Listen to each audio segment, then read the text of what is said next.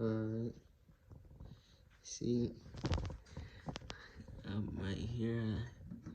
First time welding. Well, it's my second time, but all on my own, you know. First time all on my own. I did all this. I wouldn't say it's the best welding, but you know, did all that myself, grinding. I welded and extended the whole go-kart. Made a little bit. This is 3-inch spacer, so extended about 3 inches, not much. Did it to that side over there too. Got this chain that's very loose, so I got a lot of rattle. Every time I hit the brakes, it sound like the whole thing is scraping on the floor. Yeah, like I said, I just did the brakes lines. One of the brake lines was ripped. It got air in the lines, but these brakes are like super tight. I'm not even a brake person. I'm not know too much about brakes. Just watched a YouTube video and got this far, and they hold damn tight. You know what I'm saying? Put everything. This is everything that came with it. Came with more. They gave me a torque converter. I could have had though. I'm tripping. They gave me a torque converter set up with some more bolts and screws. Without the belt. You know, this is a way better clutch than this bullshit. But you know, just trying to get on the road and ride it. But I was such in a hurry. It seems like I don't know. I can't keep the motor staying running. Brand new motor. And you know, it has an oil sensor on here, and it's usually supposed to be sitting very flat because it's, I don't know, bull crap. And I added more oil, just a little bit more because of the tilt, and maybe I thought that would keep it running, and it actually does. As far as I got it running, was probably like 2 minutes consistently. Yeah, man, I have to let it die down for a very long time before I can bring it back. But like, I guess it seems like it's flooded, you know what I'm saying? But I don't know if anybody knows any information. It'd be well done. But yeah, I welded all this. It's all my great practice, you know. come learn from a real one. But I even re-welded this. This is all loose mounted right here. I welded these little plates for the, it's hard to see them, but you can probably see this one. These plates for the seat. Probably gonna have to change all this shit. Yeah, but basically tonight, I just started realizing that I'm gonna change this whole frame. Cause right now, even though I extended it, it's still a little short.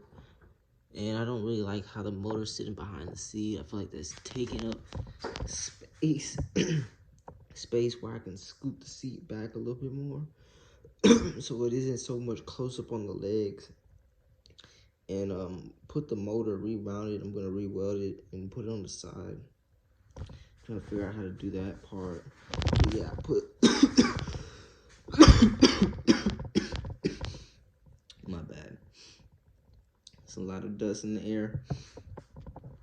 Yeah, but it only took me 2 weeks to get this thing back up, and I put all this brand new sheet just to get it, and there's little pieces, little weld clips right there.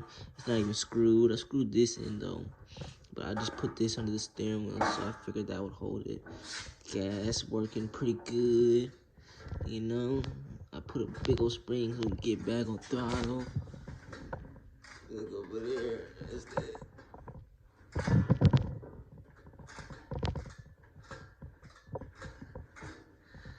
Yeah. The brakes. These bad babies are tight. Like, that's the only wiggle plate you got right there. And that's locked. You know what I'm saying? Full capacity brakes. All my welding right here. I welded this most recent weld right here. I was supposed to clean this up, but I actually didn't. I just went on because this had broke up on me last time. It kept cutting off. I was twisting the wheel to push it home and twisted it, and it just broke on me. So I just re-welded that. Put a little bit more welding in. This bad baby holding stiff and firm. Even put some at the bottom down here too, because last time I didn't. I welded down here too, because the original steering wheel, it was terrible. They had this on this side, so these arms right here were actually flipped and they were pointing forward. and it would stop. It would get on your ankle right here and hold your foot lifted where only your bottom of your heel would be touching this, and it would be very weird, you know what I'm saying? Like uncomfortable.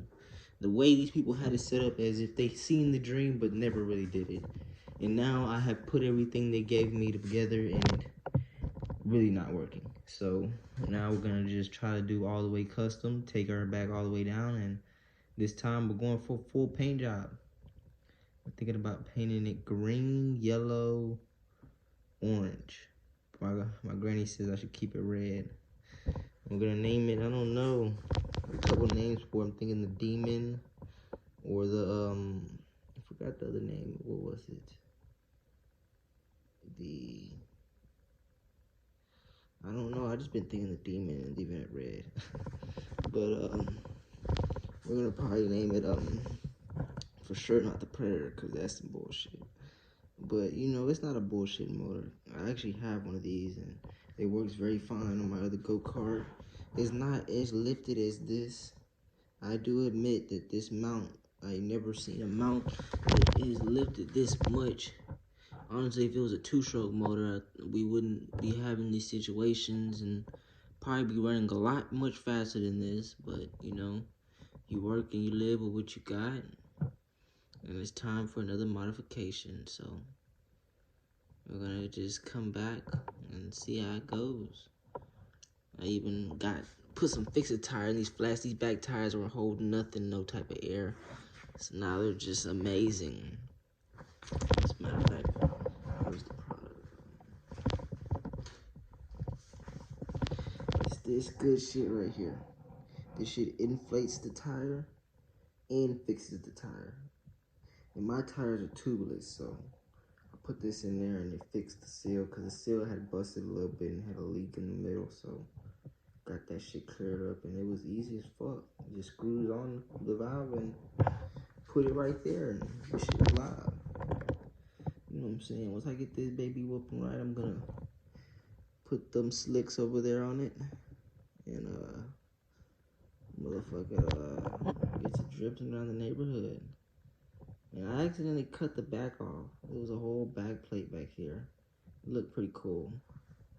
Matter of fact, it's sitting over there, but I cut it off figuring that noise that I was hearing was that scraping back there, and it actually was scraping a little bit. I felt it, and it was a little rough under there. It was barely touching, not even really, to tell you the truth. It was good enough to stay, but I cut that off in a rush and stuff, and still ran into the same issue. So now I'm gonna take it back all apart and redo all this back the right way, and come back better and stronger, and update you guys with a better running go-kart. You know, this time it's gonna be nice because it's gonna be all painted and stuff.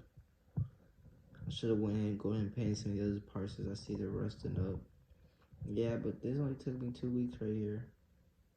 2 weeks. I just had the frame, brand new motor, and it's simple work putting it together, you know.